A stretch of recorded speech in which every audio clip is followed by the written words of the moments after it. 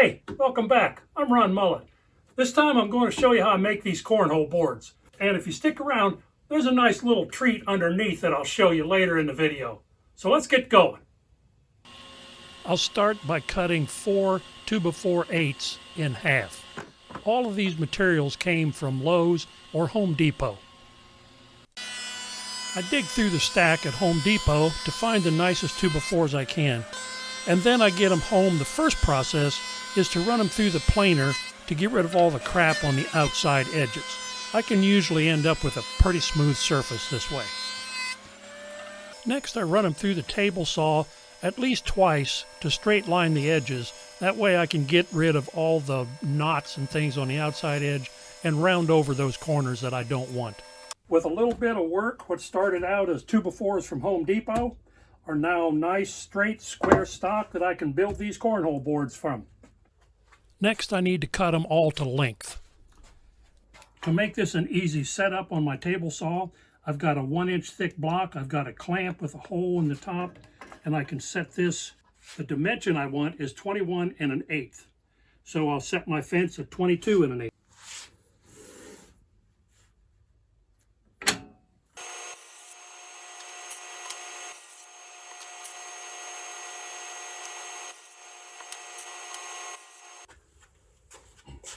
Now it's time for some glue up. I've set these boards up the way I need them because I'm going to inlay the plywood down in the frame. Now I've talked about this before in another video, that whenever you're doing an end grain glue up, it's best to soak the end grain of the boards that you're working with. And the reason you soak the end grain with glue is so that it can soak into the open pores in the end grain. And once it soaks in there and then you apply glue to the other board, it really gives a good bond. Let them sit there and soak. What I'm going to do is I'm going to glue them up, let them set. That way when I run the screws in, I won't take a chance on the boards moving. The clamps are off, the glue joints are good and solid. Now I'll add some 2-inch screws.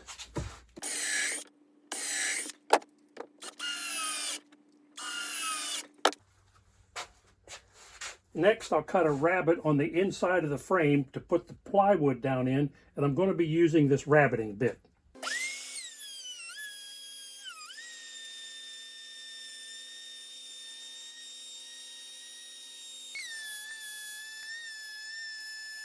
Next, I need to square up all the corners.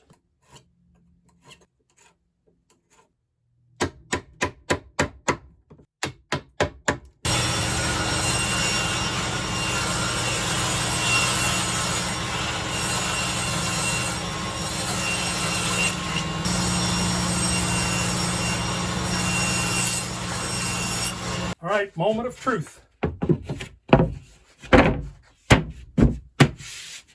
Yep, that's what I like. Now I'm ready to drill the holes for the leg. I've marked the radius on the top of the leg. That's the center line. I want to drill it. I'm going to put an 1/8-inch spacer against there. Slide the leg up. Now I'm using a board on the outside to keep the drill bit from blowing out the side of the cornhole frame.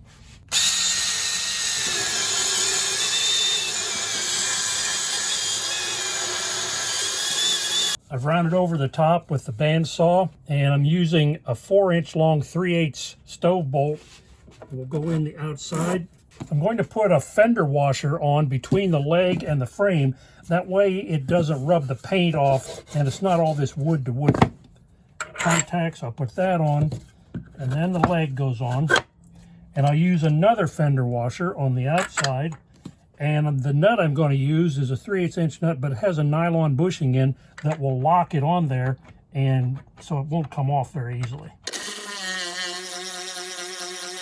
Now that's a nice, stiff, good solid mount for that leg. To cut the angles for the bottom of the legs, I use a gallon paint can, which raises it to the proper height. Then I'll slide it slowly off the bench until my leg hangs over. Now then, with the leg extended where it's supposed to be, I'll take and mark the leg. And now I've got a line to cut. The top is 1/2-inch plywood, and I want to brace across here to make this more solid when you're playing the game. I'm going to put a couple boards across here, so I thought, why not just add a couple more boards and a lid? That way there'll be a compartment to put the cornhole bags in and you never lose them. So what I've done is I've milled down a couple more 2x4s and made a little frame that will fit down in here. And then I'll take a piece of plywood, put that on with some hinges, and this is what I've ended up with. This will fit down in there very nicely. I put hinges on the plywood and I put Velcro on here to keep the lid closed. This is 12 by 12 inside, and each bag is 6 inches square, so that's a good size for 4 bags. Now it's time to cut the hole. The hole is 6 inches in diameter. I've made a pattern. I have 2 screws here, and I've got a center line on it. I found a center line on here, and I'll line that up, and then I'll run these 2 screws in.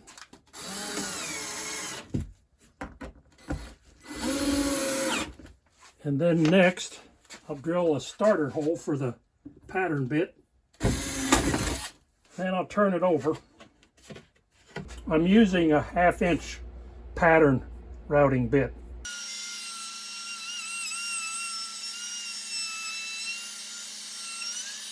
Now take the pattern off and then round these edges over with an 1/8 inch roundover bit.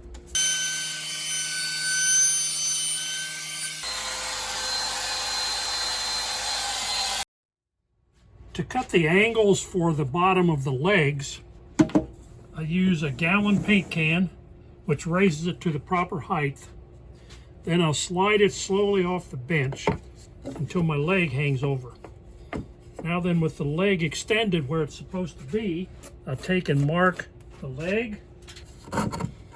And now I've got a line to cut. Now it's time for some paint. The frame will be painted blue and the plywood will be painted red and white.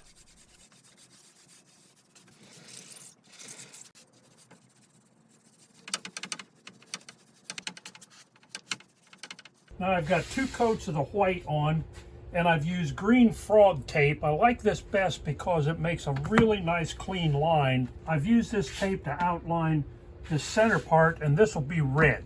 Okay, let's take this tape off and see how straight a line we were able to get here.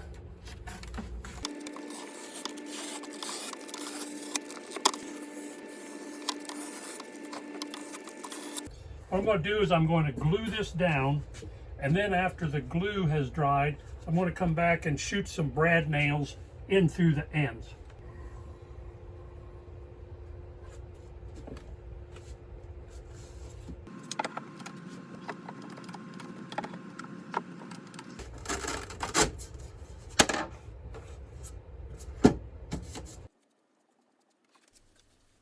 After all the paint has dried, I apply 3 coats of a water-based polyurethane. Okay, I've removed the backing from the decal and I've got it taped down, lined up where I want it. Now it's time to just apply this decal.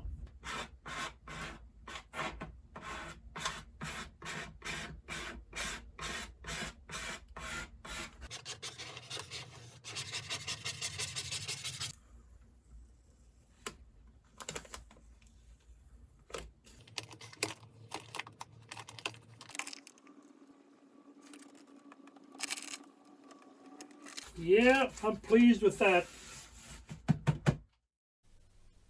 If you like this video, hit that like and subscribe button, and check out some of my other videos. I'll see you on my next one.